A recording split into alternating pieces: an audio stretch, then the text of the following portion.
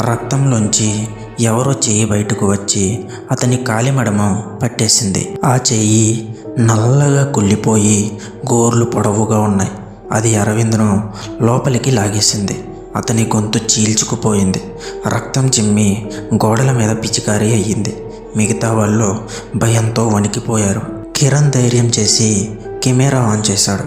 లెన్స్లో రక్తంతో నిండిన స్త్రీ ముఖం కనిపించింది. తలపై జడ ముక్కలుగా కప్పుకొని కళ్ళు రక్తంలా ఎర్రగా ఉన్నాయి. ఆమె అరుస్తూ, నా బలిని ఇచ్చే వరకు మీరు బ్రతకలేరు అంది. శంకర్ ధైర్యం చేసి ఆ ఆత్మను కర్రతో కొట్టడానికి ప్రయత్నించాడు. కానీ ఆత్మ ఒక్క ఊపులో అతని శరీరాన్ని గోడకు కొట్టేసింది. అతని తల విరిగి మెదడు బయటకు పొర్లింది. రక్తం గదంతా చిందరవందర అయ్యింది. సరిత గట్టిగా కేక వేస్తూ బయటకు దూకడానికి ప్రయత్నించగా గదిలోంచి పొడవాటి ముక్కలతో ఉన్న నాలుక బయటకు వచ్చింది. ఆమె మెడ చుట్టుకుంది. ఆమె గొంతు విరిగి రక్తం నోట్లోంచి పొంగి గోడల మీద కారింది. మిగిలిన వారిద్దరూ కిరణ్, మాలతి.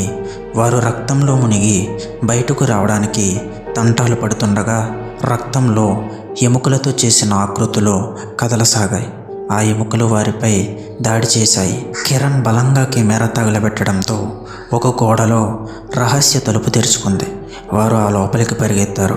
అక్కడ మానవ బలులను ఇచ్చిన రహస్య గది కనిపించింది. నేల మీద వందల ఎముకలు, పగిలిన కపాలాలు, రక్తపు పాత్రలు ఉన్నాయి. మాలతి కంపిస్తూ అడిగింది, ఈ గది ఏమిటి? కిరణ్ చెప్పాడు, ఇక్కడ ఒకప్పుడు రక్తపాతం, మంత్రశక్తులు చేసేవారు. ఆ స్త్రీ ఒక దాసురాలు. ఆమెను జీవించి తల నరికి దేవతకు బలి ఇచ్చారట. అప్పటి నుంచి ఆమె ఆత్మ ప్రతి రాత్రి కొత్త బలిని కోరుతుంది. మాలతి ఒక్కసారిగా గట్టిగా నవ్వింది. కిరణ్ ఆశ్చర్యపోయాడు. మాలతి ముఖం మారి ఆ ఆత్మ రూపం దాల్చింది. నిజానికి నేనే ఆ దాసురాలి ఆత్మ.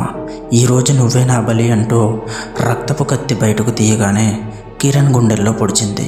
కిరణ్ రక్తం మెగిసి గోడల మీద చిమ్మింది.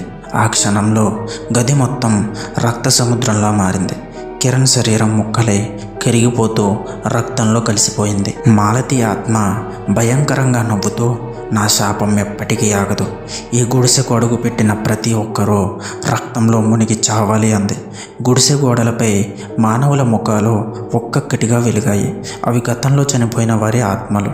గ్రామస్తులు మరుసటి రోజు ఉదయం గుడిసె దగ్గరికి వచ్చారు. అక్కడ కేవలం రక్తపు వాసనే ఉంది. కానీ ఎవ్వరూ కనిపించలేదు. కేవలం ఒక కెమెరా నేల మీద పడి ఉంది. ఆ కెమెరాలో చివరి వీడియో మాలతి ముఖం రక్తంతో నిండిన భయంకర దెయ్యంగా మారిన దృశ్యం. కెమెరా ఆగకముందు ఆమె మాటలు ఇలా ఉన్నాయి, ఇంకా మీలో చాలామంది రక్తం నా గుడిసెకు రావాల్సి ఉంది అని ఆ కెమెరాలో చివరి మాటలు వినపడ్డాయి.